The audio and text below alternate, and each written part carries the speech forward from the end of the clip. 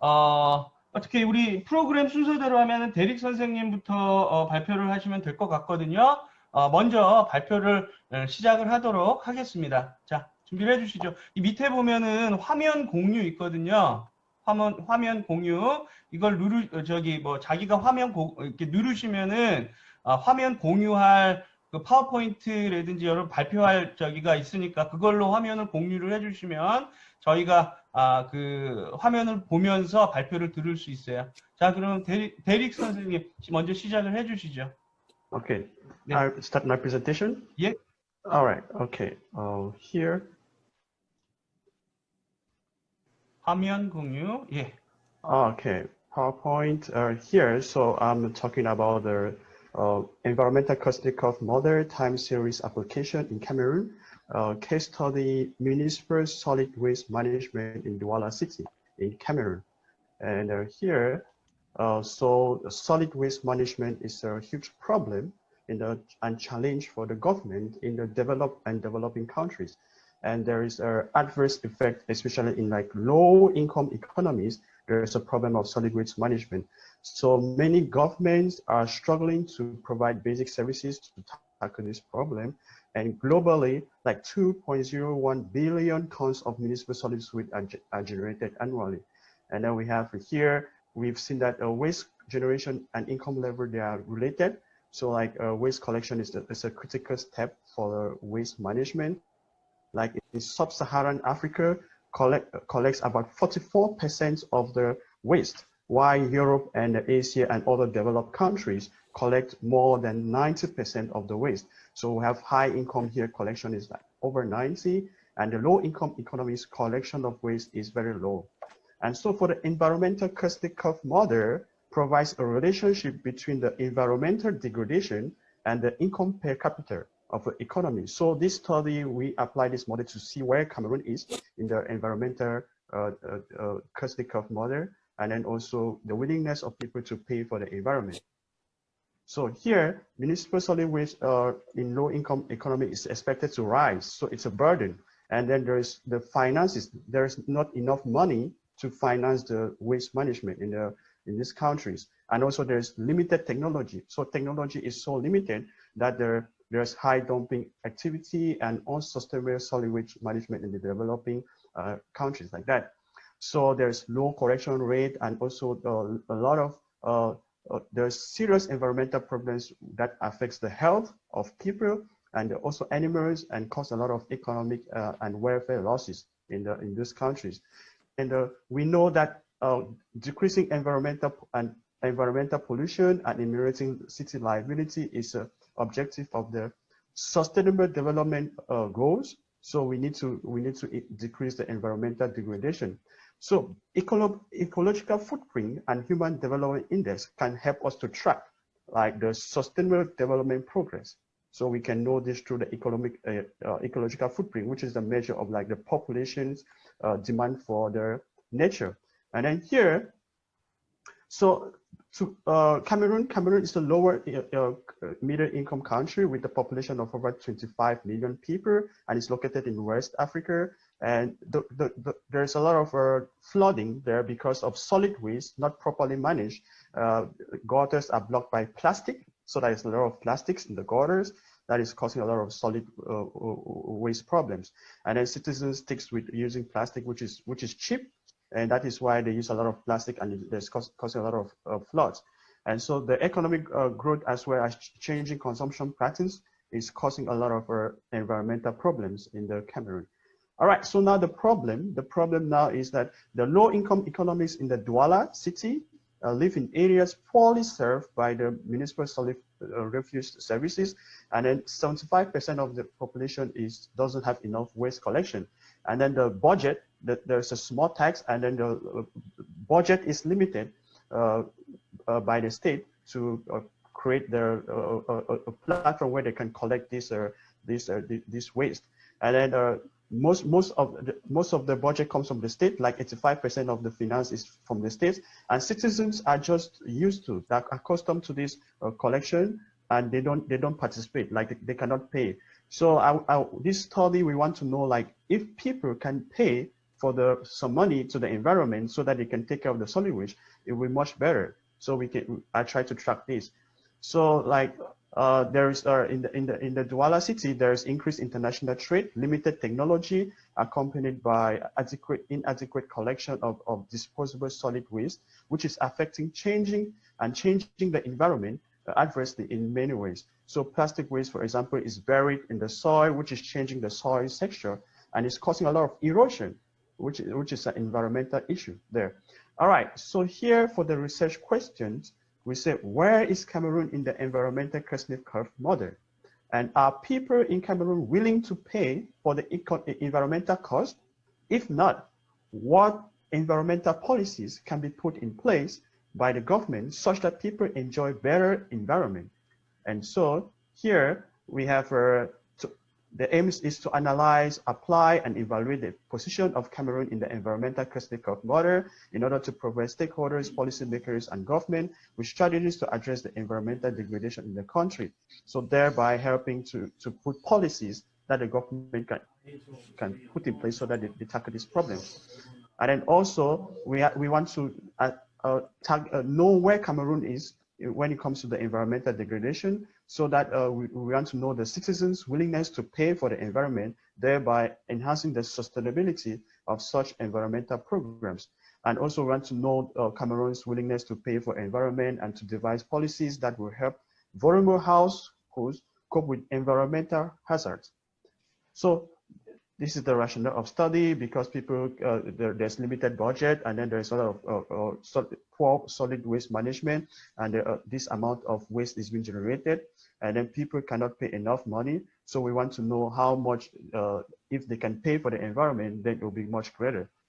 And then, so for the literature review, solid waste management policy in Cameroon. So the municipal solid waste management policy in Cameroon is based on the public and the private partnership, such that collection and processing service for domestic waste in the major city is ensured regularly.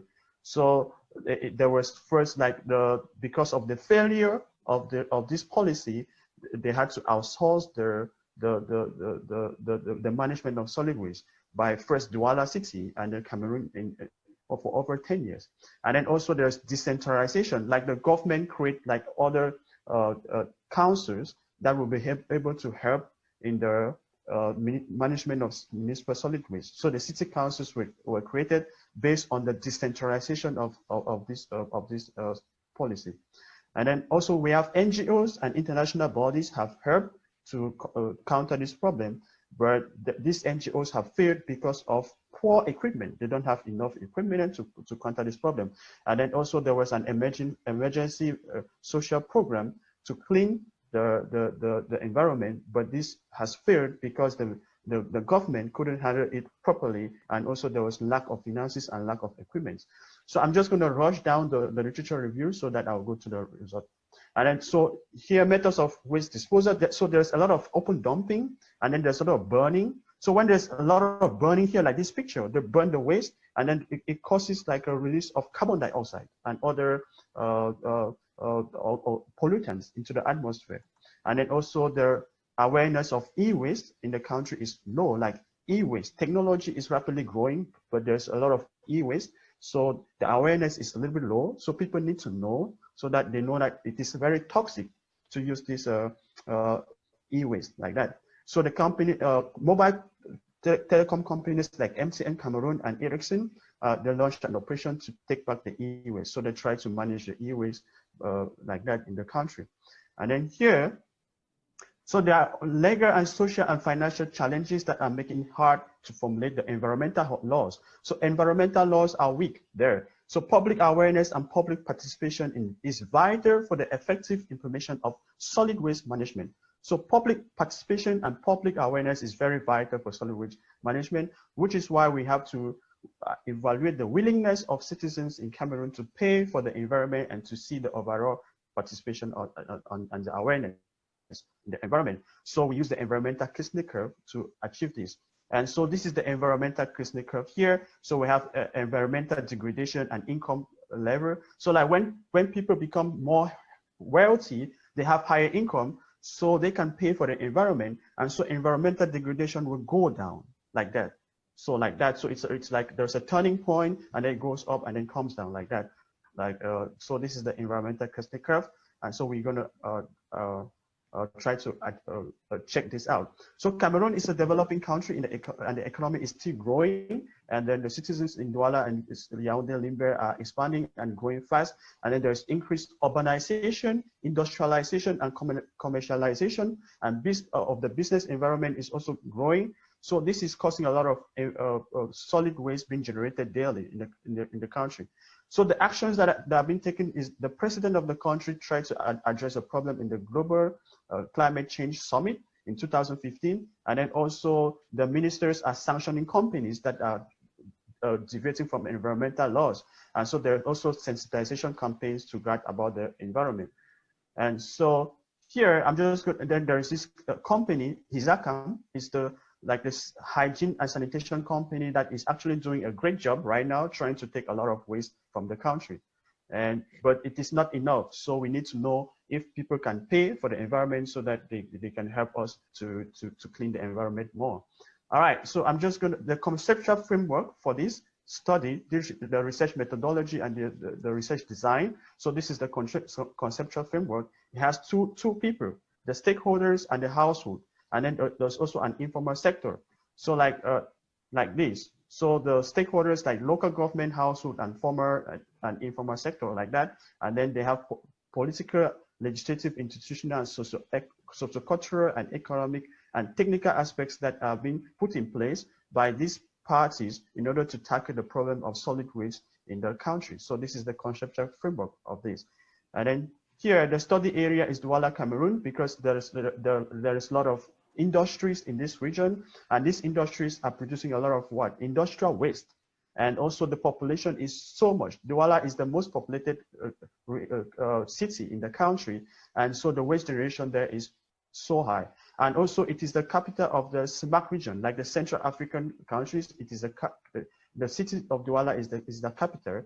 And there's a lot of trading. International trading is there's much international trading that is happening in this city of Douala. So that is why we choose this city. And here we have this is the map. Here is Cameroon, and here is Douala city here. And then we have a methodology right now. So we use the qualitative and quantitative research methodology in order to get this study going with systematic review studies that address the research questions. And then we also did the quality for the qualitative studies. We did questionnaires and interviews in order to get the response from the people. And then primary data came from the households through the questionnaires, and then secondary data came from the scientific papers like websites, and also like books and reports like from the World Bank indicators like that. And these findings are for the systematic review for the thesis. And here, so now what are the things that we need to measure? We need to measure the waste composition and generation of the municipal solid waste. So total waste is equal to disposed waste plus recycled waste plus the diverted waste. And so for us to investigate the environmental Kuznets curve investigation, so we track the indices of the environmental Kuznets curve. So like the income level, like inequality, and then we have the technology, all these aspects about the environmental Kuznets curve that we needed to know. So like here, pure income effect of the, like when there's high income, people can do what? They can donate more in the environment. They have cleaner technology. Technology is much cleaner, and then the people will consume less harmful products like that. So, and then also we have the scale effect, the technological effect, and the composition effect that will affect the environment like that. Through the scale effect, through the composition effect, production changes towards less environmental harmful activities, and so there's the turning point, and so the environmental degradation will lessen. And then for technology, when we use a cleaner technology is very necessary in order to tackle the problem of environmental degradation. So when the technology comes in, so the environmental degradation will go down here like this. And then international trade has a negative effect on the environment, because international trade will cause the countries to just focus on production and producing a lot of pollution. And so because of international trade, government wants to produce more, like competing with other countries like this. So when they are producing more and competing with other countries, then there is a lot of pollution that is happening. And then also like there's hypothesis of displacement and pollution heavens, like richer countries take their environmental harming activities to the poorer countries, and then they set up their companies there, and then they cause a lot of pollution. For example, what is like China doing the same thing in Cameroon right now. All right, then for this is the regression of the environmental Kirchner curve. So here for the turning point, we have Y is the environmental indicator, X is income, and then subscript I is the country, and then T is a time, like a particular time, and alpha here is a country specific effect, and then T is a specific effect, and Z here is a vector, like a variable like income level, political instability, and then also like inequality. All these are variables that can affect the environmental Kirchner curve. And then we have the EPI, which is the what? Measurement of environmental quality. Environmental performance index is the measure of environmental quality. And so when we want to measure the quality of the environment, we have to reverse all this regression here in order to have it. So for the Cameroon case, I had to track the carbon dioxide emission, and then I had to know the level of inequality, and I had to know the level of democracy, because democracy is also needed in order to achieve environmental issues like that. So we use all these regressions in order to track this progress. And so environmental performance index data was gotten from this is the environmental performance index, which is it takes indicators and it tries to tell us about the environmental health and the ecosystem vitality, that we can know like what is the level that the goals that the government has achieved in order to tackle the environment like that. So here, inequality can affect environmental degradation, because people that when we have like the rich are richer and the poor are so poor, and so there's huge inequality gap. So this can affect the environment negatively, because like people who are gaining from environmental degradations, like people because of the companies are giving them money and they are enjoying and they don't care about the environment, they are competing with the losers, like people who are poor, they cannot afford to pay for the environment like that. So this inequality has a negative effect on the environment.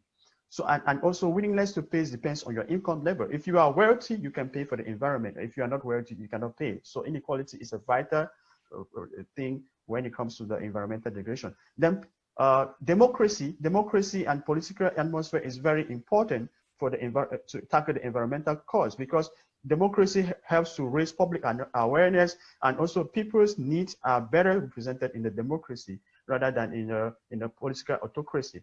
And so here we also track the willingness to pay, and then we use the World Bank indicators to track this value.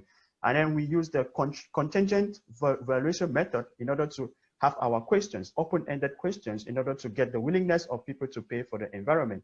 And so we design questionnaires using socioeconomic behaviors like the education level, like the health and other things like that, in order to link this with these questionnaires like this. So here, I'll go straight to the results. So for the results, we got that Cameroon is generating waste of 0.5 plus or minus 0.07 kilograms per month, and 53% of the waste is being collected and 47% is not collected. So a lot of the waste is not collected, so they are either burned and they cause a lot of environmental problems. And then the country ISACAM is doing a great job in order to get the waste, but this is not sustainable. And then also there is a lot of plastic waste, glass and paper that it constitute the waste there. So the population is growing, economic activities is growing, and so because of this, there's a lot of waste problem in the country. And then here, when we look at the carbon dioxide emission per capita of the country, it was 0.59 metric tons, and also from 1971 to present. So from the graph, you can see that carbon dioxide emission is increasing a lot here. And then also GDP GDP is very low. So because of carbon dioxide emission, we can account that because of a scale effect, because the country is focusing on production and trying to increase the GDP. So the country is causing environmental degradation through the scale effect of the environmental Kuznets curve. And then also the GDP is very low because Cameroon is ranked 147 position when it comes to GDP. So the GDP is very low. So the people are not wealthy enough. So when the people are not wealthy enough, they cannot actually pay for the environment. And so this has to be tackled. So we can relate this to the pure income effect of the environmental EKC model, because people are not wealthy enough to pay for the environment because the GDP is low. And then here, we have here China.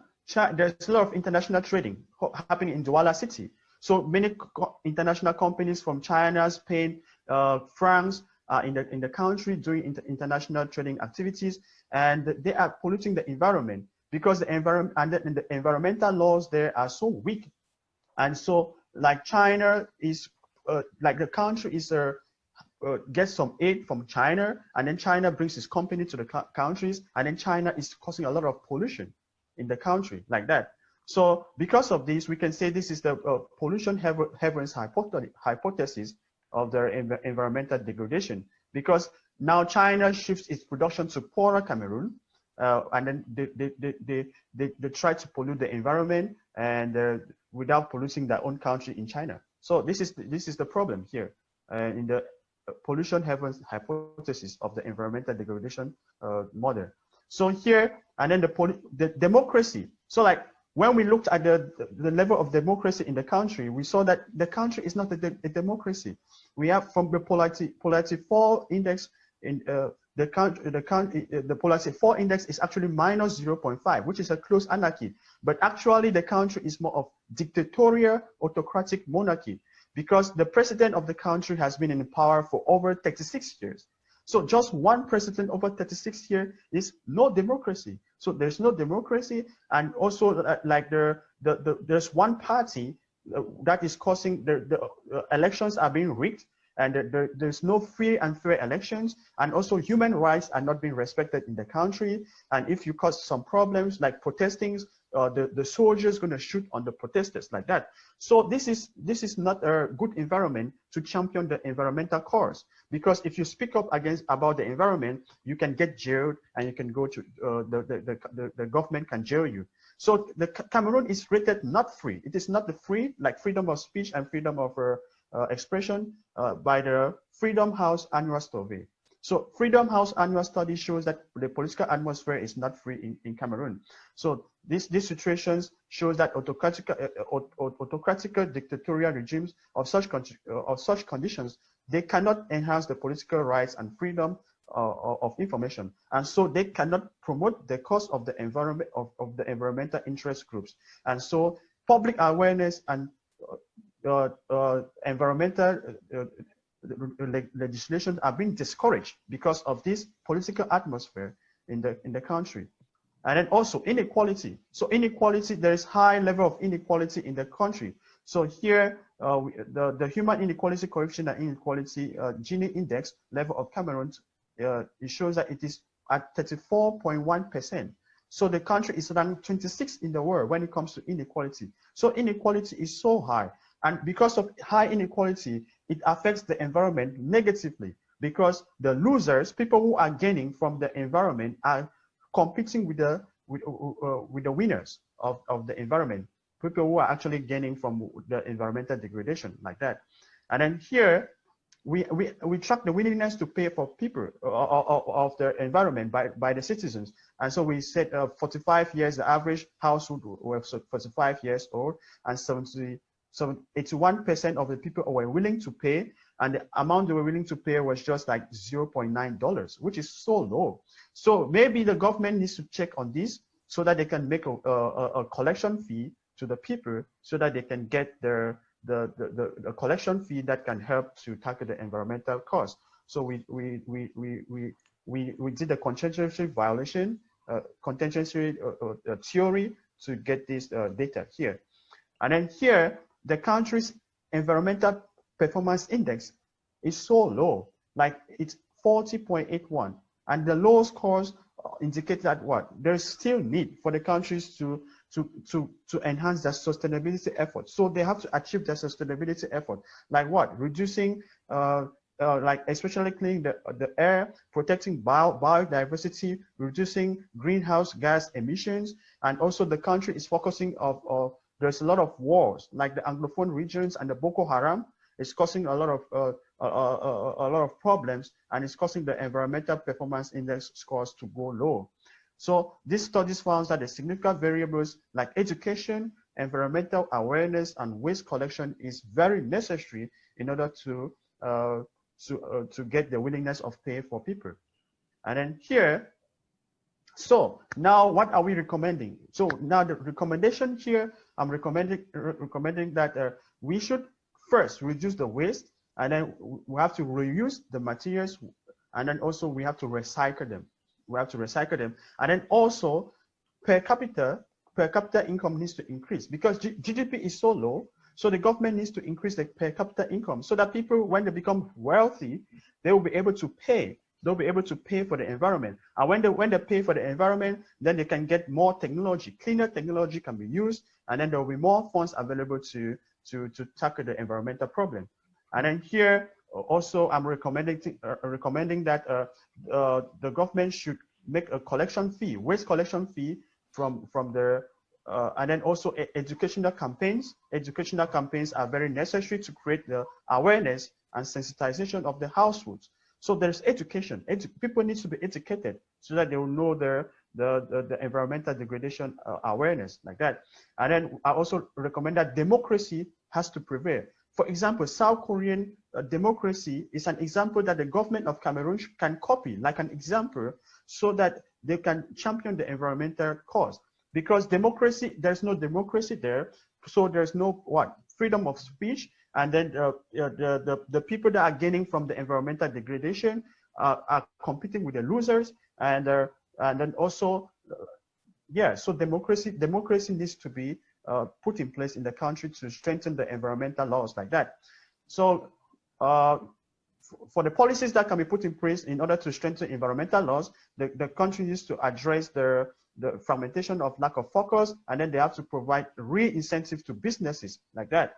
And then also for the inequality, I'm saying that the government should increase the minimum wage. So minimum wage is so low. So for us to tackle the problem of inequality, the government can increase the minimum wage. And then also the government and the policymakers and stakeholders should encourage the building of assets. They should make families to have assets. When the family have assets, they become wealthy. And when they become wealthy, they can pay for the environment, like that. And then also they should be taxed. So tax code should be progressive. Like the tax code, like the rich people don't get they get lesser tax, while the poor people have more tax. This is not good enough. So the tax should be more progressive in order to tackle the problem of inequality. And then the government should invest in education, and the programs like the pre-K, universal pre-K should be adopted that can increase the economic mobility and contribute to the increased productivity and increase in and reduce the inequality level. And so for us to conclude, so solid waste management is a problem in both developing countries, and Cameroon has a problem of inequality. With the political atmosphere is not good enough, and then also according to environmental Kuznets curve, if people become wealthy enough, they will be able to pay for the environment, and then the government can actually make a fee, like they can make a collection fee of this amount of money, $0.9, so that people can now the government can get the money and try to tackle the problem of the environment. And then also the democracy needs to be put in place, because the country is a dictatorial, autocratic regime. So democracy needs to be put in place. And then also the country is not free, so there should be freedom of speech, so that it will encourage the cause of the environment. Like people can advocate for the better environment, like that. So democracy is very necessary. And then also because the environmental performance index score is very low, and so the government needs to strengthen the environmental laws, because the environmental laws are so weak. So the EPI score is so low. And then also because of the country has a lot of crises, like the Boko Haram crisis, and then the Anglophone problems is causing the EPI, the environmental quality, to worsen. So the government needs to tackle these problems. And so the problem of there's need for environmental laws and regulations to be clear, feasible, and enforceable, and policy instruments need to be well designed and packaged. Actions needs to be taken towards national sustainability efforts, and also by cleaning the atmosphere so that we can have a sustainable development in the country. All right, so that is it, and thank you for listening. Thank you. 네, 감사합니다. 그 고형 폐기물 관리 방안이라고 하는 주제를 바탕으로 우리 명지대학교의 대릭 선생님이 발표를 해주셨습니다. 네, 감사합니다. 그럼 계속 이어서 우리 조미연 선생님, 광운대학교 조미연 선생님의 도시 재생 지역의 커뮤니티 비즈니스 유형 분석이라고 하는 발표 같이 들어보도록 하겠습니다. 우리 대익 선생님은 이제 이 공유를 이렇게 내려주세요. 오케이. 네, 조미연 선생님 부탁드리겠습니다. 네, 저는 도시 재생 지역에서 주민 비즈니스에 대한 연구를 계속 하는 것을 목표로 하고 있습니다. 이번 제출한 논문의 제목은 도시 재생 지역에서 커뮤니티 비즈니스의 유형화에 관한 탐색적 분석이 되겠습니다. 서론입니다. 연구의 배경으로는 2013년 도시재생 활성화 및 지원에 관한 특별법이 제정된 이후로 전국에서 도시재생 사업지역이 지속적으로 확대되고 있습니다.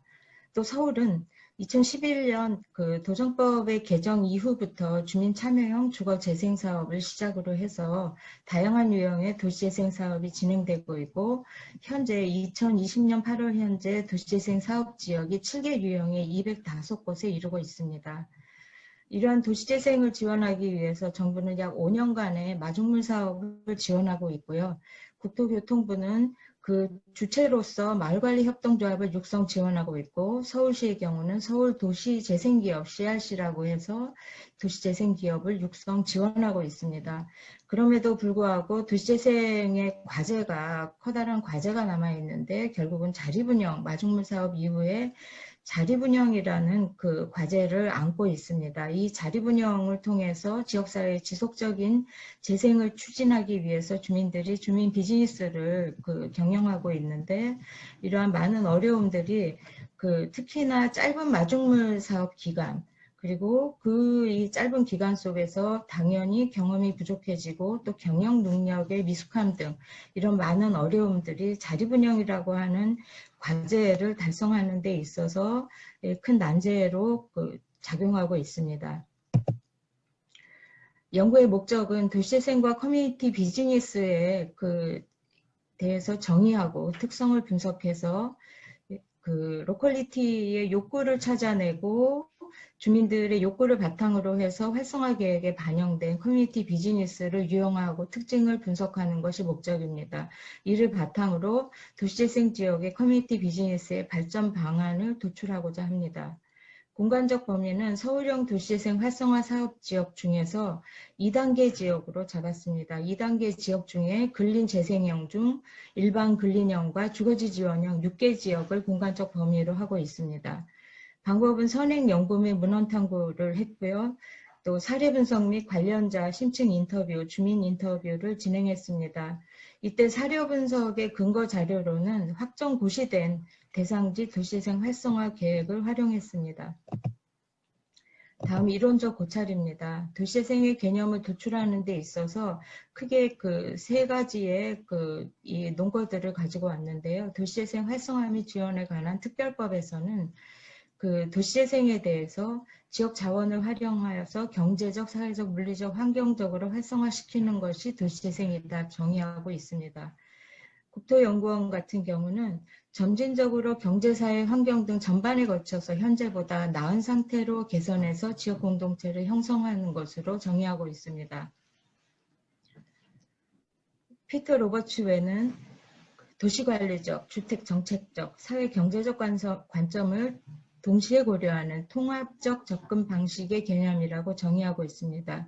이러한 것을 바탕으로 도시재생이란 쇠퇴를 겪고 있는 도시에서 지역의 인적, 물적, 사회적 자원을 활용해서 지속적인 개선을 추진함으로써 지역사회의 문제를 해결하고 해결 역량을 강화하는 통합적이고 장기적인 과정이다라고 할 수 있겠습니다.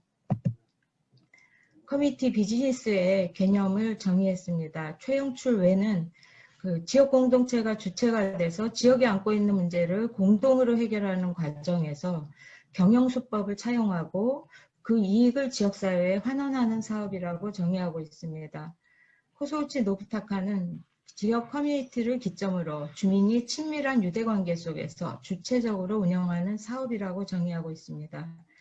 김영춘 외는 커뮤니티에 기반을 두고 사회적 문제를 해결하기 위해 비즈니스 원리를 도입한 활동이다라고 하고 있습니다.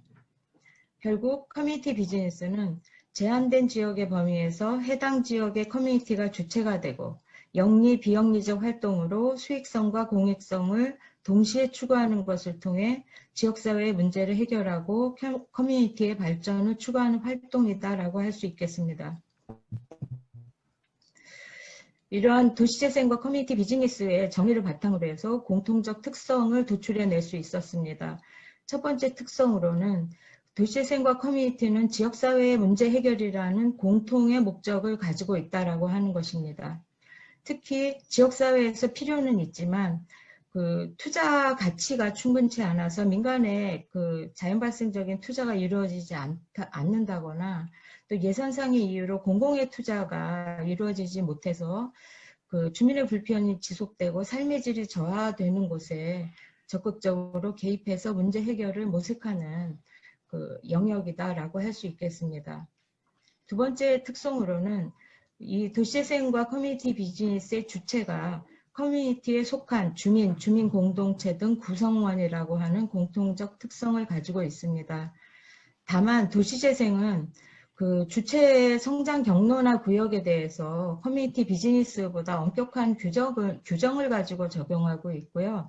그래서 도시재생 사업에서의 주체는 도시재생 사업 지역으로 지정된 특정한 행정구역 내에서 도시재생 활성화 계획의 계획과 경로에 따라서 구성된 주민 조직을 주체로 하고 있다고 할 수 있겠습니다.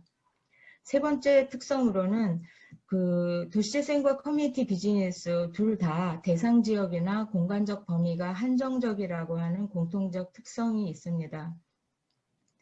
그렇지만 커뮤니티 비즈니스는 사업구역의 범위가 기계적으로 적용되지 않고 다만 일반적으로 커뮤니티의 생활권 범위 내에서 이루어진다는 점에서 제한성을 얘기할 수 있겠습니다. 반면 도시재생 사업의 경우는 특정한 행정구역, 지정된 행정구역이 우선적이자 폐쇄적인 범주로 작용한다라고 볼 수 있겠습니다. 네 번째의 공통적 특성으로는 두 개 다 점진적이고 장기적인 과정적 특성을 가지고 있다고 말씀드릴 수 있겠습니다. 도시재생과 커뮤니티 비즈니스는 긴 시간 동안 점진적으로 발전되어 나가는 과정적 특성을 가지고 있고 그렇기 때문에 과정 자체가 의미 있는 성과라고 볼 수 있겠습니다. 도시재생은 5년간의 마중물 사업기간에 정부가 사업비를 적극적으로 투입하고 개입하지만 사실상 통합적 재생이라고 하는 것은 마중물 사업만으로 끝날 수 있는 것이 아니고 그 이후에도 지속적으로 추진되고 완성돼 나가야 되는 것이기 때문에 장기성을 가지고 있습니다. 커뮤니티 비즈니스 역시 충분히 훈련되지 못한 주체가 수익성이 취약한 사업 분야임에도 불구하고 지역사회의 필요에 부응하고자 추진되는 경우가 많아서 단기간에 안정화되기 어려운 특성을 가지고 있습니다. 다음 사례 연구입니다. 사례 대상지의 일반 현황입니다. 그 서울의 근린재생형 2단계 지역 중에 일반 근린형과 주거지 지원형 각 3개 지역입니다. 2017년에 지정되고 2019년에 도시재생 활성화 계획이 확정 고시되고 2022년에 마중물 사업이 종료 예정될 지역입니다. 이 6개의 지역은 총 면적이 250만 평방미터 정도 되고 가구 수는 3만 8천여 가구, 인구수는 8만 5천 명 정도 가량입니다.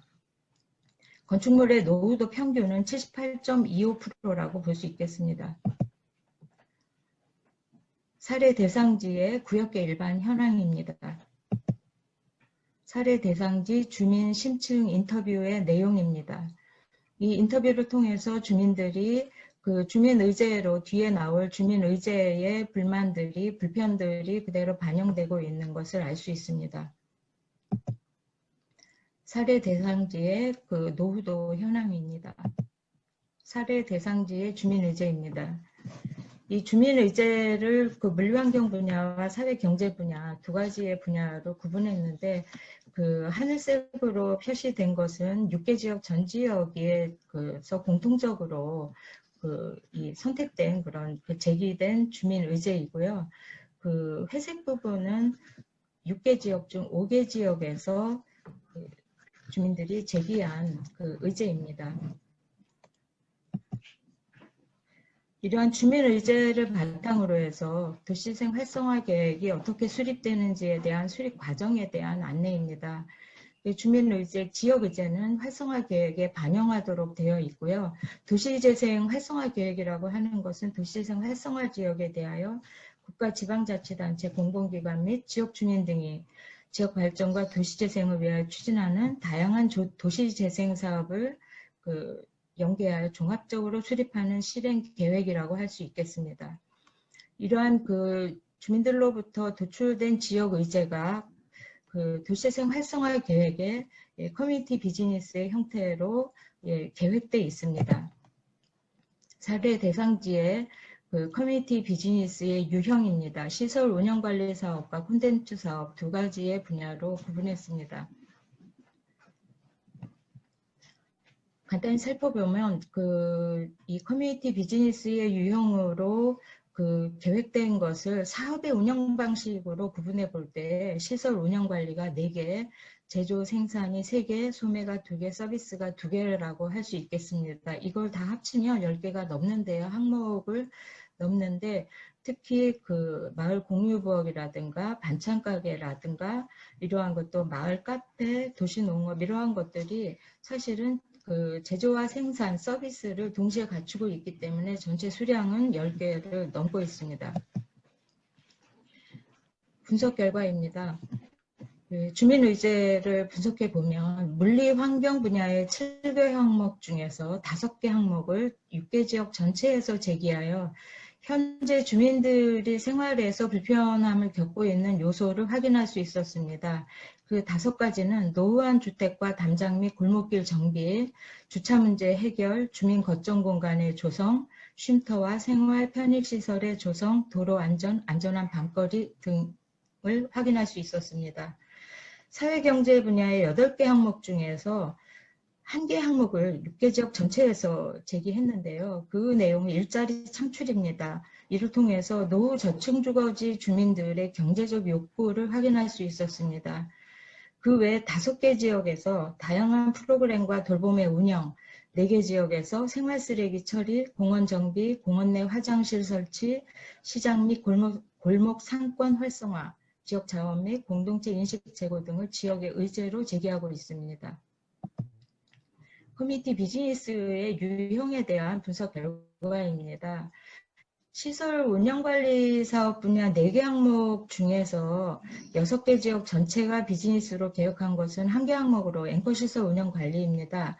이거 이외에 주민들이 사실상 많은 욕구들을 가지고 있음에도 불구하고 이 앵커시설이 가장 우선적인 비즈니스로 선택되는 것은 어떻게 보면 이것이 도시재생 활성화 사업의 정책 방향에서 이 보장된 사업이기 때문에 그 영향이 클 것으로 보여집니다. 콘텐츠 사업 분야 6개 항목 중에서 6개 지역 전체가 비즈니스로 계획한 것은 3개 항목입니다. 마을 카페 운영, 돌봄 사업, 집수리 사업입니다.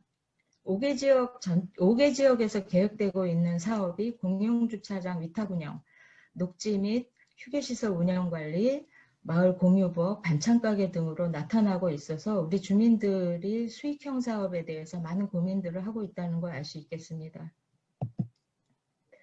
주민의제와 커뮤니티 비즈니스의 유형이 어떻게 넘나드는지를 구분해 봤습니다.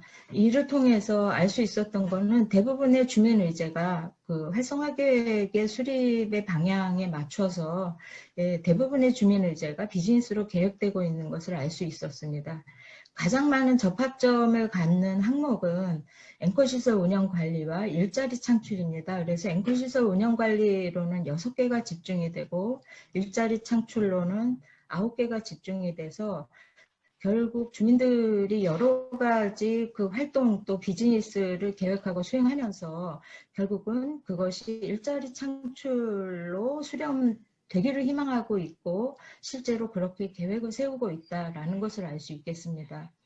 여기에서 전혀 접합점을 갖지 못하는 그러한 이제 영역도 있는데요. 이러한 경우는 비즈니스로 해결하기보다는 그 시장이나 골목상권 활성화 같이 협력을 통해서 공동체 활동을 통해서 해결해 나간다거나 쓰레기 무단 투기 같은 경우는 또 캠페인을 통한 인식 개선이라고 하는 것이 중요한 부분이고 이렇기 때문에 이러한 것들이 그 다른 방식의 해결 양식으로 인해서 그 접합점을 갖지 못하고 있는 것으로 보입니다. 사례 대상지의 커뮤니티 비즈니스를 전체적으로 좀 특징을 정리해 보면 도시재생 지역의 커뮤니티 비즈니스는 주민의제의 발전된 형태이다라고 볼 수 있겠습니다. 그래서 주민의제가 도시재생 활성화 계획에 반영이 되고 또 이 도시재생 활성화 계획에 따라서 주민 공동 이용 시설이 조성되면 그 조성 후에 커뮤니티가 그것을 운영하는 방향으로 이러한 사이클이 형성된 것으로 볼 수 있겠습니다. 도시재생 지역의 커뮤니티 비즈니스는 거점 기반 사업의 특성을 아주 강하게 가지고 있습니다. 그래서 도시재생을 통해서 조성된 앵커 공동 이용 시설은 그 도시재생 지역의 주민들의 커뮤니티 비즈니스의 관리 대상 지역, 비즈니스 대상이기도 하고 또 마을부엌이라든가 마을 카페라든가 공동 작업장이라든가 이런 이제 콘텐츠 사업의 근거지, 거점으로서의 성격을 가지고 있습니다. 그래서 거점에 그 강한 의존성을 가지고 있다라고도 볼 수 있겠습니다. 도시재생 지역의 커뮤니티 비즈니스는 일자리 창출로 수렴되는 구조를 가지고 있습니다. 그래서 다양한 활동, 일거리 이러한 것들이 그 일거리 일자리로 수렴되고 있는 것을 알 수 있었습니다. 마지막 이 네 번째 특징으로는 이 도시재생 유형과는 그 밀접한 관계가 있다. 결국은 이게 그 도시재생 정책의 활성화 정책에 그 충실하고 있다라고 볼 수 있겠습니다. 또 그 선정 시에 유형을 선정할 때에 그것이 상당히 실효성 있게 이루어지고 있다 이렇게 볼 수 있겠는데요. 그 저희 대상지가 이 중심 시가지형이나 경제기반형이 아니기 때문에 노후 저층 주거지인 그 일반 근린형 주거지 지원형이기 때문에 특히 그 전 지역에서 주민들의 의제가 집수리 사업이라든가 또 돌봄 사업들 이러한 것들이 의제이자 커뮤니티 비즈니스로 계획되고 있는 것으로 보여집니다. 다음 결론 및 시사점 말씀드리겠습니다. 이 사례 분석을 통해서 그 세 가지의 결론을 도출할 수 있었습니다. 첫 번째 결론은 도시재생 지역의 커뮤니티 비즈니스는 매우 공공성이 높은 사업을 지향하고 있다는 것을 알 수 있었습니다. 공영주차장, 공공임대주택, 생태 녹지의 위탁 운영 관리와 같은 공공시설물과 관련된 사업을 그 대부분의 지역이 계획하고 있었습니다. 또 커뮤니티 활성화, 아동 돌봄, 어르신 돌봄 등 지역사회 활성화와 또 그 지역사회의 복지 사각지대 해소를 위한 사회 서비스의 확대를 대부분의 지역이 지향하고 있었습니다. 또 집수리 사업 등 지속적인 주거환경의 개선과 물리적 지역 재생을 위한 사업을 계획하고 있었고 사실상 그 역량들을 지금 강화하는 사업을 추진 중에 있었습니다. 두 번째로 알 수 있었던 것은 공간 거점은 그 도시재생 지역의 커뮤니티 비즈니스가 성장하는 데 있어서 필수적인 조건일 수밖에 없다라고 하는 것입니다.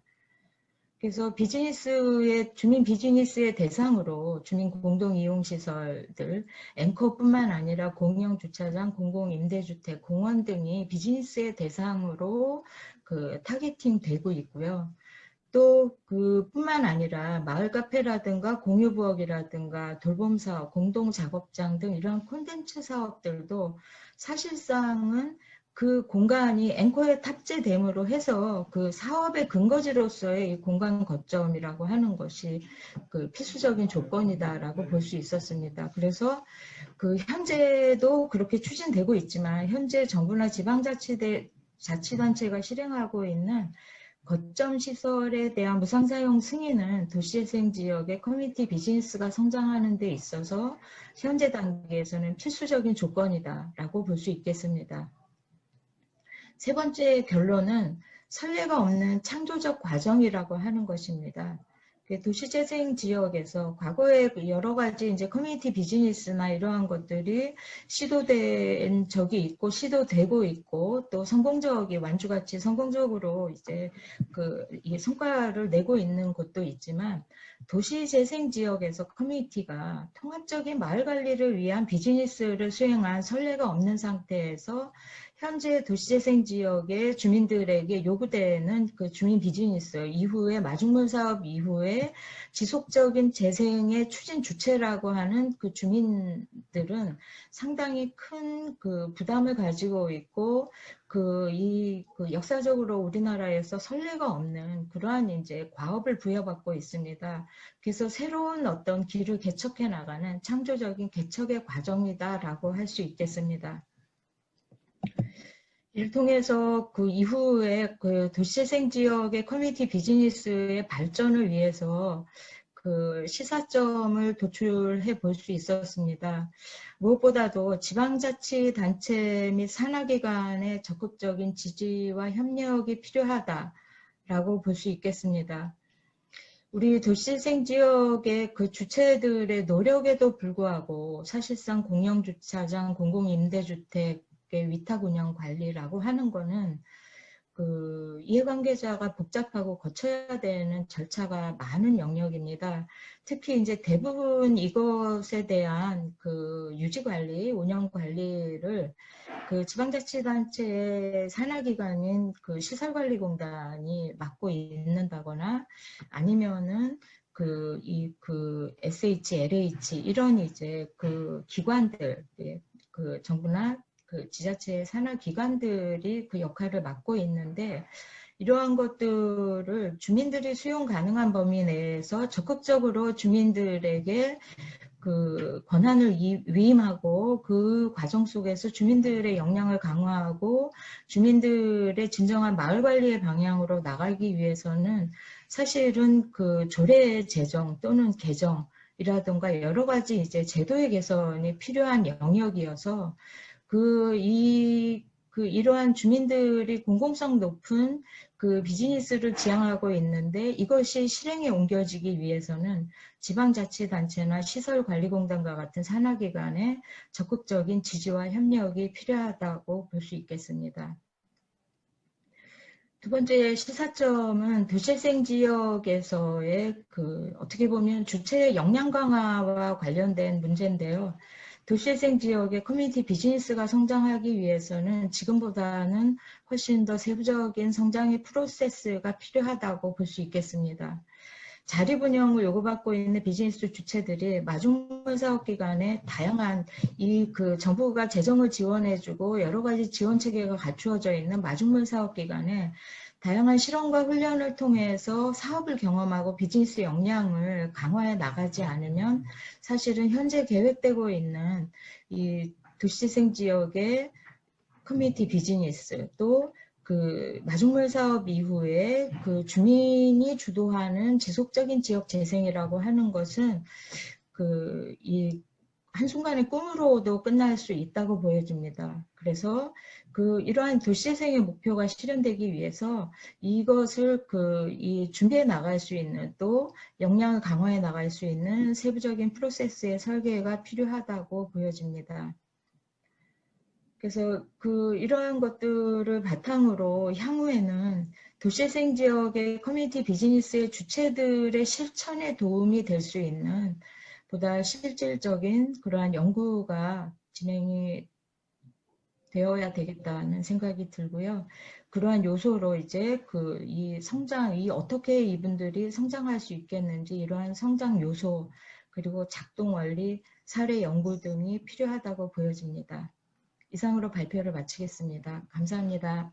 네, 감사합니다. 자, 지금까지 우리 광운대학교 조미연 선생님이 도시재생 지역의 커뮤니티 비즈니스 유형 분석이라는 제목의 발표를 해주셨습니다. 시간도 너무 잘 맞춰주셨고요. 재밌는 발표 너무 감사드립니다. 자, 그럼 계속 이어서요. 우리 서울시립대학교의 차승현 선생님이 비수도권을 대상으로 도시 특성 유형에 따른 난개발 패턴 분석이라는 제목을 가지고 발표를 해주시겠습니다. 우리 조미연 선생님에게 공유를 차단을 시켜주시고 차승현 선생님께서 공유를 해주시면 이제 발표가 시작이 되겠습니다.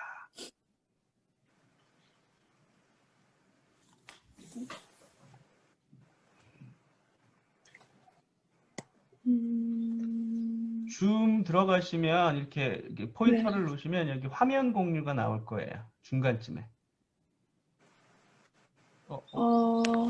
잠깐. 이게 어떻게 하는 거지? 예. 화면 공유.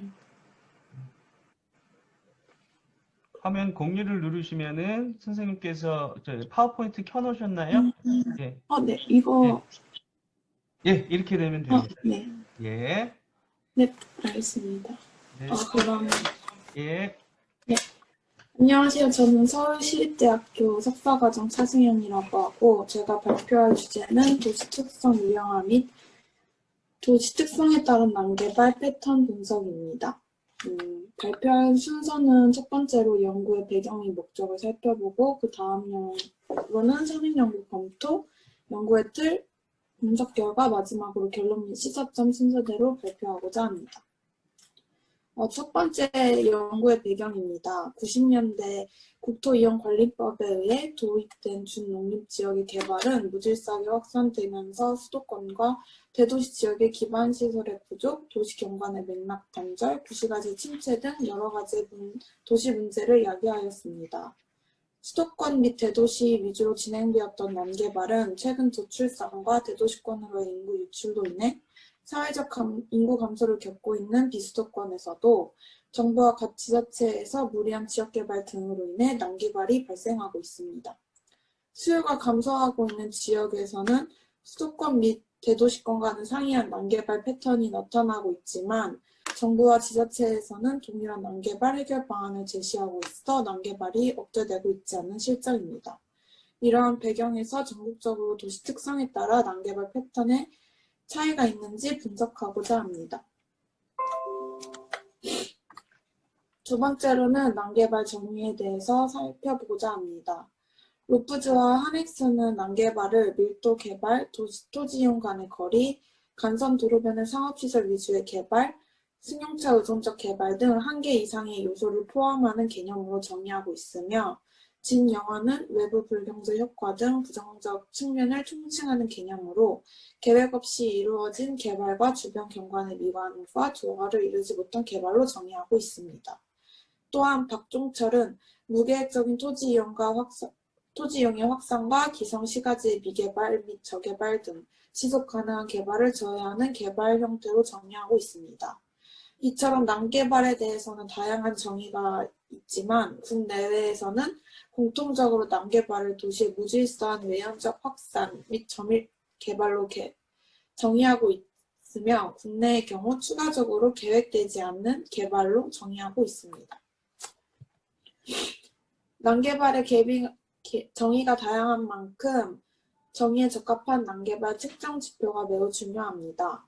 국외의 경우 난개발을 공통적으로 점일개발로 정의함에 따라 밀도를 이용한 난개발 지표가 대중적으로 사용되었지만 국내의 경우에는 전원주택단지의 점유개발과 더불어 택지개발 산업으로 인한 고밀개발의 신시가지 개발과 같은 해외와는 다른 형태의 개발이 이뤄지고 있어 다른 난개발의 패턴이 나타나고 있습니다. 따라서 국외에서 사용되는 난개발 측정 지표가 아닌 우리나라 실정에 적합한 난개발 측정 지표가 필요하다고 주장하고 있습니다. 다음 보시는 표는 국내에서 난개발의 측정 지표에 대해 정리한 표입니다. 다음은 도시 특성에 관한 선행 연구에 대해서 살펴보고자 합니다. 축소 도시 또한 연구자마다 다양하게 정의되고 있지만 공통적으로 오랫동안 지속해서 인구 고용 감소 및 경제 침체 등 다양한 사회적 문제를 겪는 도시로 정의되고 있습니다. 축소 도시는 인구가 감소하는 도시로 정의되는 쇠퇴 도시와 비슷한 개념으로 보일 수 있지만 축소 도시에 더 주목해야 하는 이유는 쇠퇴 도시는 도시 생애 주기의 한 단계로 성장할 가능성이 있지만 축소 도시는 장기간 지속해서 쇠퇴하는 현상이기 때문입니다. 그리고 인구 규모는 또한 아우르 바치가 발견한 도시 순위 규모 법칙을 발견함으로써 도시의 인구 규모가 클수록 도시 순위가 높음을 밝혀냈습니다. 그리고 그 뒤에 베리가 후속 연구로 도시 순위 규모 법칙을 검증하며 순위 규모 분포가 경제 발달과 관련이 있음을 알아냈습니다. 이러한 배경에서 축소 여부와 도시 규모가 도시 유형화 기준에 매우 중요한 요소임이라고 생각해서 도시 2개로 설정을 하였습니다. 본 연구는 선행 연구를 참고하여 난개발을 기반 시설이 공급되지 않은 상태로 계획 없이 불규칙하고 무질서하게 개발되는 행위로 정의하였습니다. 도시 유형화의 구분 기준은 도시 인구 규모와 축소 여부로 설정하며 성장하는 중도시, 쇠퇴하는 중도시, 성장하는 소도시, 쇠퇴하는 소도시로 유형화를 하였습니다. 인구 규모는 지방자치법에 따라 50만 이상은 대도시, 20에서 50만은 중도시, 20만 미만은 소도시로 구분하였습니다. 세 번째로 연구의 방법 및 변수입니다. 연구의 방법은 총 3단계로 구분하였는데 첫 번째로 선행 연구를 참고하여 도시 특성 구분 지표와 난개발 측정 지표를 식별합니다.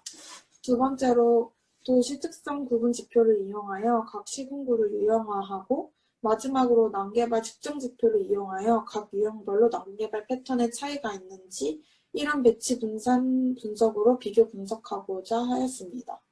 연구의 공간적 범위는 인구 50만 이상의 도시는 숙소 도시에서 제외된다는 기존 연구를 토대로 하여 전국의 중소도시로 설정하였으며 최근에 10년간 승격 또는 생겨난 시는 자료 구축의 용이를 위해 제외하였습니다. 시간적 범위는 2000년부터 2010년까지 설정하였고 분석 단위는 시공구로 진행하였습니다. 다음은 난개발 측정 지표입니다. 총 4가지 측정 지표를 이용하였는데 첫 번째로 시가와 면적 증가율입니다. 수요가 적은 소도시나 축소도시에서 시가와의 급격한 면적 증가율은 난개발로 볼 수 있습니다. 두 번째로 쉐이프 인덱스입니다. 쉐이프 인덱스 지표는 도시와 지역 대비 둘레 값으로 도시와 지역이 얼마나 난개발의 형태인지 불규칙적인 형태인지 공간 기하 측면에서 측정하는 방법입니다. 쉐이프 인덱스의 값이 클수록 도시와 지역이 불규칙한 형태임을 의미하는데 이는 비지적, 비연속적인 형태인 난개발로 판단할 수 있습니다. 쉐이프 인덱스는 단일 시점의 불규칙함을 파악할 수 없으므로 쉐이프 인덱스의 변화율을 지표로 사용하였습니다. 다음은 세 번째로는 기반시설 공급 수준 지표입니다. 난개발은 기반시설이 충분히 공급되지 않은 상태로 개발이 되는 것으로 기반시설의 변화율보다 실가와 지역의 변화가 더 크면 난개발로 볼 수 있습니다. 네 번째로는 국내에서 가장 많이 사용되는 난개발 지표인데요. 인구 대비 난개발 변화를 측정하는 지표로 도시의 외연적 확산 및 점유율 개발 정도를 측정하는 지표입니다. 앞에서 설명드렸던 도시 구분 기준 2개의 지표를 가지고 도시 특성을 유형화한 결과입니다. 다음은 전국을 대상으로 유형화별로 4가지 단계별 측정 지표를 이용하여 이론 배치 분석을 실시한 결과입니다. 각 유형마다 차이는 유의미하다고 나타났으며 각 유형마다 단계별 패턴은 상이하다고 볼 수 있습니다. 성장 중도시의 경우 다른 유형에 비해 인구 스프레드 지수의 평균이 가장 높게 나타났으며 기반시설의 지표 평균은 가장 낮게 나타났습니다. 이는 성장 중도시의 난개발은 저밀도의 인구 중심의 난개발이며 기반시설이 부족한 난개발임을 볼 수 있습니다. 축소 소도시의 경우 다른 유형에 비해 쉐이프 인덱스의 변화율이 가장 높게 나타났는데 축소 소도시의 난개발은 불규칙한 난개발의 패턴임을 볼 수 있습니다. 성장 소도시와 축소 도시의 경우 난개발이 나타나지 않는 것으로 볼 수 있습니다. 마지막으로 결론인데 결론은 수요가 없는 도시에서 도시 활성화를 위한 도시의 계속된 공급으로 인해 난개발이 계속 나타나고 있습니다. 본 연구에는 이런 배치 분석을 활용하여 도시 특성에 따라 난개발 패턴이 상이한지 살펴보고자 하였습니다. 연구 결과는 분석 결과는 축소하는 소도시의 경우 비연속적인 난개발 패턴이 보여지고 있고 성장하는 중도시의 경우 저밀도의 인구 중심의 난개발 패턴과 기반시설이 부족한 난개발 패턴으로 나타나고 있었습니다. 성장하는 소도시의 경우, 소도시와 축소하는 중도시의 경우 난개발이 상대적으로 나타나지 않는 것을 볼 수 있었습니다. 마지막으로 시사점은 스프롤 패턴이 도시 특성에 따라 나타나고 있음을 보여주고 있고 난개발 관리에서 모든 도시의 동일한 정책이 아닌 도시 특성에 따라 난개발 원인을 고려한 개별적 정책이 시행되어야 함을 시사하며 특히 축소도시는 수요가 감소함에도 불구하고 불규칙적인 난개발 패턴이 나타나고 있으므로 지속가능한 발전을 위해 축소 소도시에 상응하는 관리 정책이 특별히 시행되어야 한다고 시사하고 있습니다. 발표 마치겠습니다. 네, 수고하셨습니다. 자, 세 분 모두 발표하시느라고 너무 고생 많으셨고요. 재밌는 발표 잘 들었습니다. 자, 그러면 이제는 우리 두 분, 저기 권영선 박사님하고 김리영 박사님 하나하나 하기는 그러니까 3개 다 코멘트를 이렇게 토론 코멘트를 좀 해주시면 좋을 것 같다라는 생각이 들고요. 우리 권영선 박사님부터 먼저 말씀 좀 부탁드리겠습니다. 예, 좋은 발표 잘 들었습니다. 오랜만에 이렇게 학생들 논문 보니까 너무 신선하고 좋았고요. 우선 대릭 선생님 논문은 그러니까 전체적으로 대릭 선생님하고 조미연 선생님하고 보고 제가 느낀 거는 이제 리서치 퀘스천하고 약간 정책적인 대안이 조금 밸런스가 안 맞지 않나라는 생각이 좀 들었어요. 그래서 조금 이거를 다듬으려면 사실 대릭 선생님 논문을 보고 제가 그냥 처음에 제목을 보고 생각을 했던 거는 카메룬의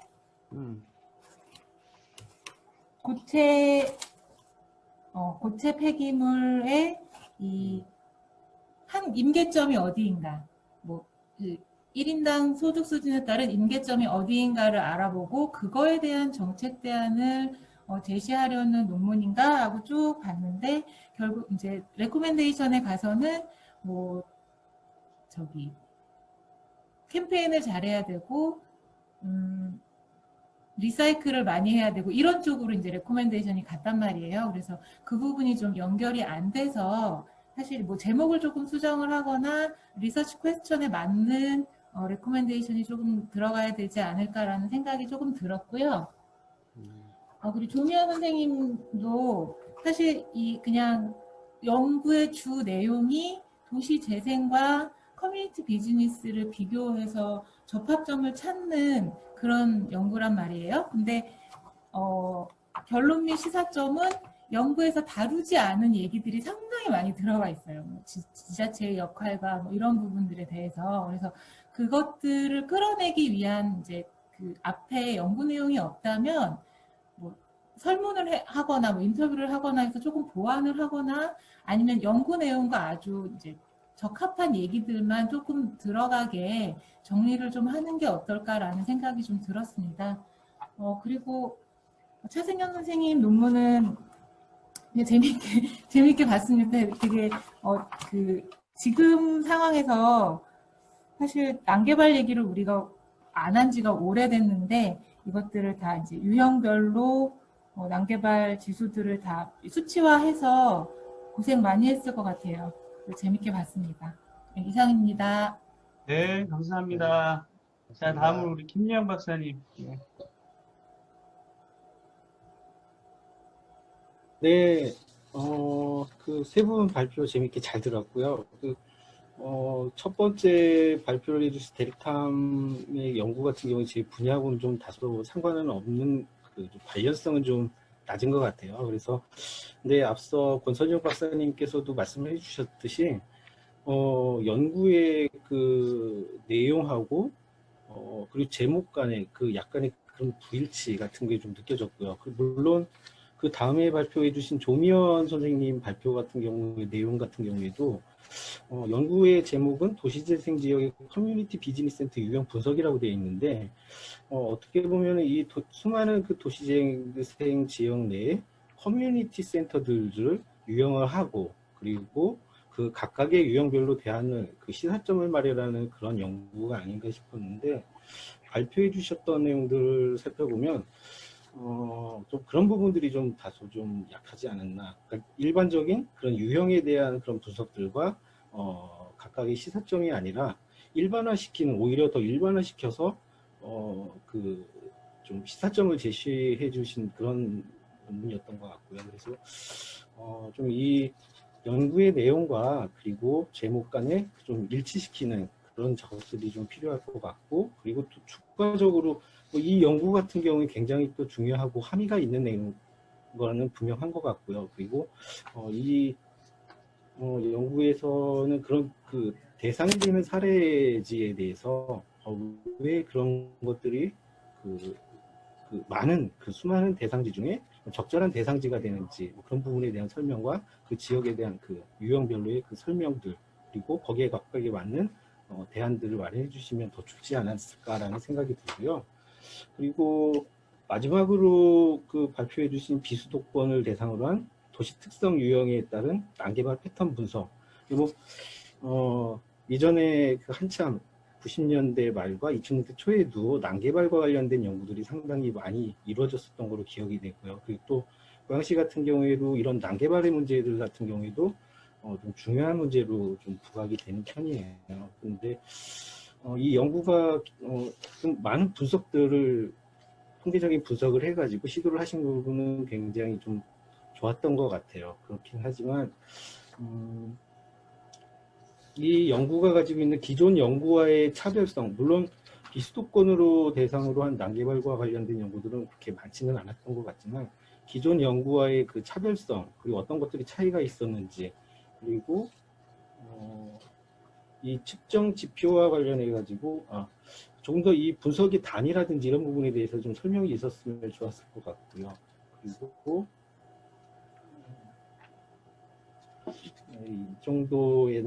이 정도 굉장히 많은 노력을 해주셨는데 이 정도로 좀 보완을 하셔서 좀 하시면 더 좋은 논문이 될 것 같고요. 그리고 추가적으로 향후에 그러면은 그 어떤 요인들이 그 영향을 미쳤는지에 대해서도 분석이 이루어진다고 하면은 더 좋은 연구가 됐을 것 같습니다.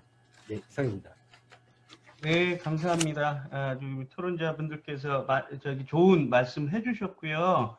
저도 간단하게 몇 개만 말씀을 드릴게요. 우리 데릭 선생님 같은 경우 아까 두 분께서 말씀해 주신 것처럼 제목하고 내용에 불일치가 조금 있지 않나라는 생각이 듭니다. 한국말 알아들을 수 있죠? 예. Okay? What I mean? 한국말 조금. 조금 하면 안 되는데 알아들어야 됩니다. I think there's kind of a mismatch between your research title and the content, so you have to uh, revise a little bit about those kind of things. Okay. And then I just want to ask about where is Cameroon and the status of EKC? You didn't answer about this kind of your research questions, so you have to, I think you have to answer where is Cameroon in the curve. And the other Okay. question is EKC must be inverted U-shaped curve, or there must the kind of another chance to be a shape like a S shape, you know, logis curve, something like that. So I just wondering what is the EKC real means, and then the shape of the curve. So could you please answer later? Then Okay, later. yeah. Okay. Okay. 자, 그 다음에 저기 우리 이 조미연 선생님이요. 저도 저기 토론해 주셨던 분들하고 조금 같은 의견이 있어요. 그 제목에 관한 건데요. 저는 이 저기 파워포인트는 못 봤고 저기 이 페이퍼만 이렇게 봤는데, 제목을 보게 되면 도시재생 지역에서 유형화에 관한 탐색적 분석이라고 해서 이렇게 제목을 쓰셨더라고요. 근데 이 제목이 사실은 되게 그 베이그하지 않나라는 생각이 들고, 물론 파워포인트에서는 좀 이렇게 바꾸셨지만 이 내용에 알맞은 제목을 갖고 오셔야지 훨씬 더 이해하기가 좋고 훨씬 더 그 설득력 있는 발표가 되지 않을까라는 생각을 해봅니다. 그 다음에 한 가지 더 얘기를 하자면 이게 저기 그 연구 분석 단위에 관한 고민인데요.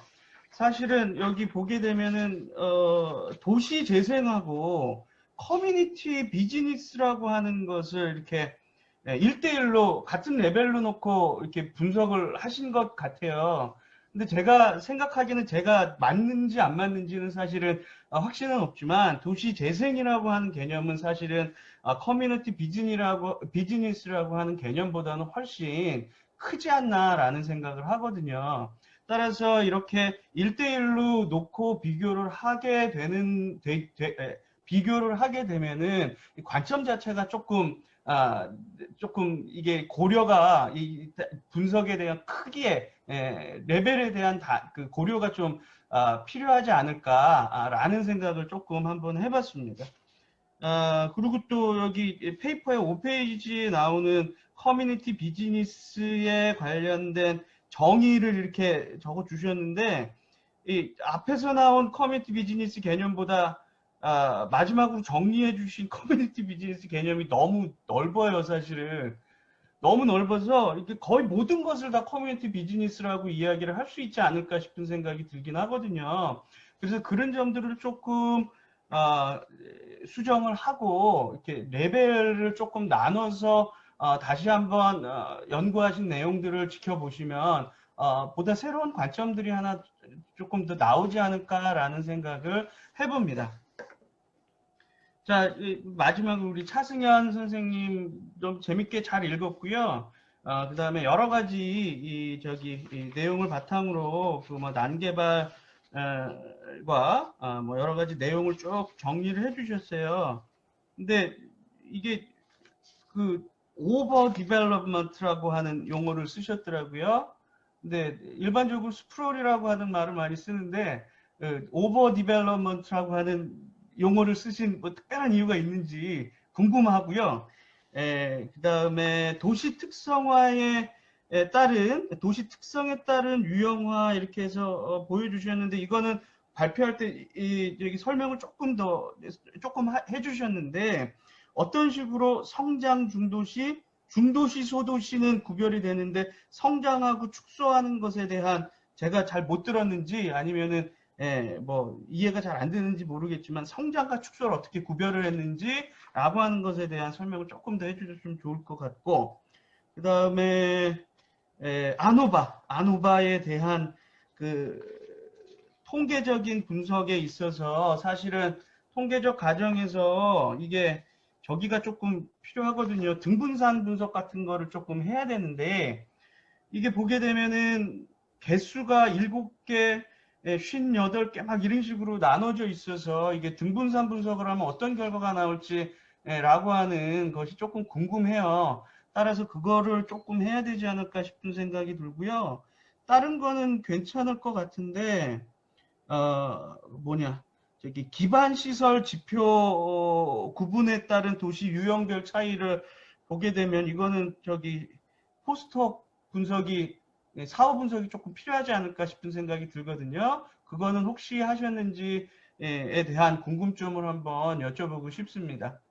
자, 그러면은 지금 뭐 여러 가지 내용들이 쭉 나왔는데 우리 대릭 선생님부터 한번 아까 질문 내용하고 여러 가지 토론 내용에 대한 간단한 답변 부탁드리겠습니다.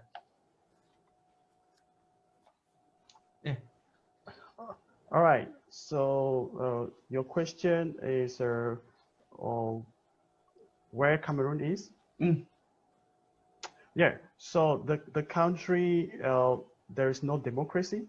So because of no democracy in the country, so the environmental campaign cannot be possible.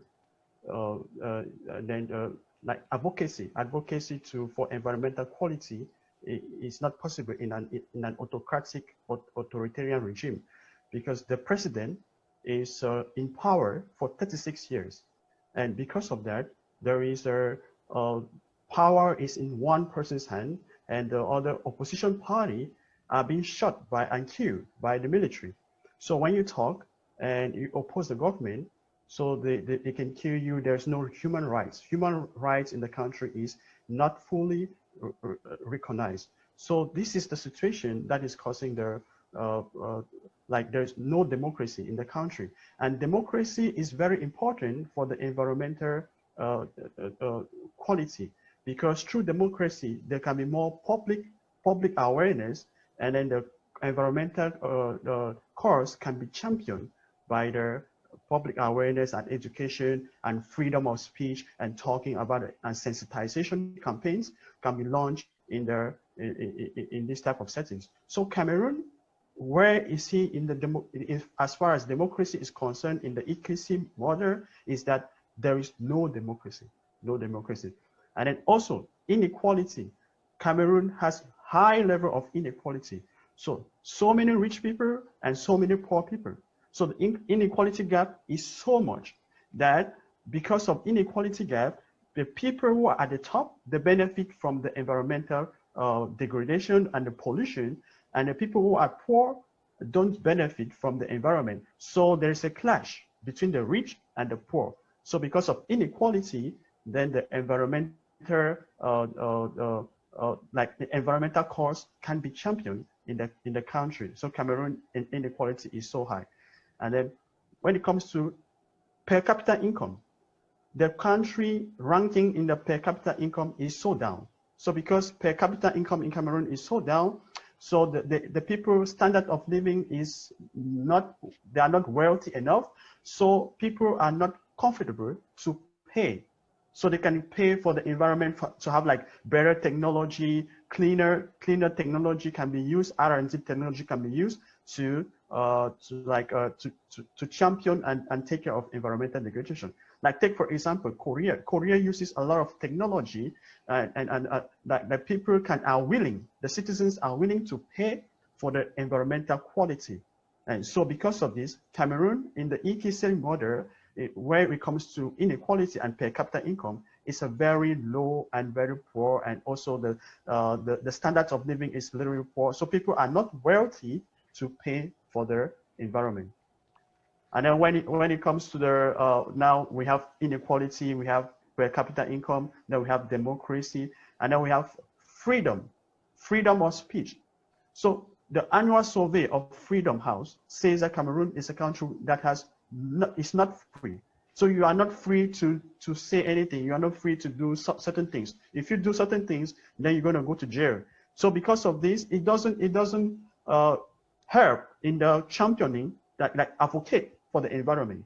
So if there is no freedom for you to advocate for the environment, then the environmental quality will not be good. And then for the carbon dioxide emission, because the country, there's a lot of international trade in the city of Douala in Cameroon. International trade is increasing. So because of international trade, the companies are causing a lot of pollution. So they are just focusing on production, just to catch up with the international trading. But because when they cause a lot of pollution by the scale effect, scale effect in the environmental Kuznetsov model is the reason why there's a lot of carbon dioxide emission in the country, which is worsening the environment like that.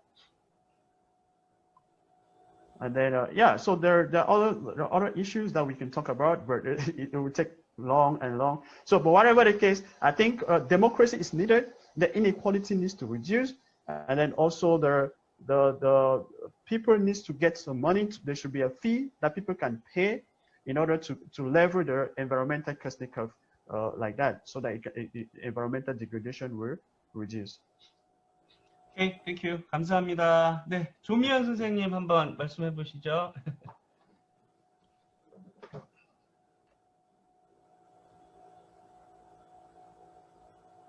네, 이거 저기 음소거 하시고요.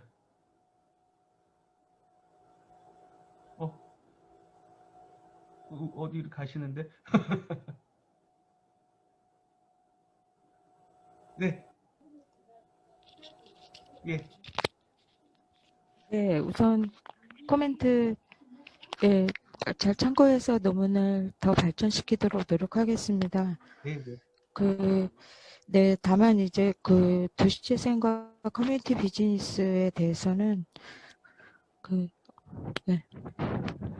어느 것이 더 넓다, 좁다라기보다는 이게 사실은 다른 차원의 그 문제들이어서 이 어떤 관점에서 볼 때에는 어떤 것이 조건이고 또 다른 측은 수단일 수도 있고 이러한 이제 그 문제인 것 같은데 그러한 어떻게 보면 징검다리라고 할까 도입이라고 할까 이런 거에 대한 좀 이 정리가 좀 체계가 좀 정리가 좀 부족했던 것 같습니다. 예, 그래서 그런 것들 예, 코멘트 참고해서 좀 더 잘 정리해 보도록 하겠습니다. 네, 감사합니다. 감사합니다. 네. 자, 우리 차승현 선생님. 저는 일단 제일 먼저 좋은 코멘트들 굉장히 감사하게 생각하고 있고 저 또한 일단 스프롤 대신에 난개발이라는 단어를 사용한 데에서는 스프롤은 주로 전일 개발로 정의되고 있거든요. 비슷한 개념이지만 근데 난개발 제가 하고 있는 용역들의 지방을 대상으로 이제 밀도 같은 거를 그러니까 밀도를 현황을 분석을 해보니까 점일 개발이 아니고 되게 뜬금없는데 고밀 개발의 아파트 주거단지가 갑자기 들어서 있다던가 이런 식의 문제점이 있는 것 같아서 난개발, 약간 점일 개발 초점보다는 그런 뜬금없는 곳의 고밀 개발로 인한 문제점에 대해서 더 초점을 두고 싶어서 난개발이라는 단어를 사용을 했고요. 그리고 그 성장 축소에 대한 기준을 아까 PPT에도 살짝 넣긴 했는데 축소 도시는 약간 회복할 수 없게 아주 오랫동안 장기간 축소하고 있는 도시를 정의되고 있어서 한 50년 동안 경제 활성화가 계속 침체되는 도시라던가 50년 동안 인구가 주기적으로 감소하고 있는 지역을 축소 도시로 정의하고 그렇지 않은 곳은 성장하는 도시로 정의를 해서 분석을 진행을 하였습니다. 또 그리고 아까 선행연구와 차이점, 차별점 같은 것도 물어보셨는데 기존에 약간 난개발에 관한 연구들 같은 경우는 제도적인 측면에서 난개발 원인과 해결 방안을 다룬 연구들이 대부분이고 아니면 수도권, 광역시권을 대상으로 하거나 아니면 지방에 있는 비도시권을 대상으로 한 연구들은 한 사례지밖에 대상으로 하지 않아서 전국적으로도 한번 살펴볼 필요가 있었다고 생각을 해서 그게 차별점이지 않을까 생각했습니다. 그리고 어떠한 요인이 영향을 미쳤는가 이런 건 추가적으로 넣으면 더 좋은 논문이 될 것 같습니다. 감사합니다. 네, 감사합니다. 자, 우리 권영선 박사님하고 김예영 박사님 혹시 추가하실 내용 있으신가요? 아니요, 없습니다. 네, 김영 박사님. 네, 저도 없습니다. 네, 네. 그러면은 오늘 너무 이제 발표하시느라 고생 많았고요. 또 토론하시느라 고생 많았습니다. 우리 발표자 여러분들께서는 먼저 나가셔도 되고요. 토론자 여러분들께서는 잠깐 저랑 얘기를 나누셔야 되니까 조금 대기를 해주셨으면 좋겠습니다. 자, 모두들 오늘 너무 고생 많으셨고요. 이게 논문하고 연관되는 발표이지 않았나 싶은 생각이 드는데, 논문 잘 다 마무리하셨으면 좋겠다라고 말씀드리겠습니다. 자, 오늘 그럼 이상으로 마치도록 하겠습니다. 수고하셨습니다. 네, 수고하셨습니다. 감사합니다. 네, 수고하셨습니다. 자, 토론자분들은 조금 나눠주세요.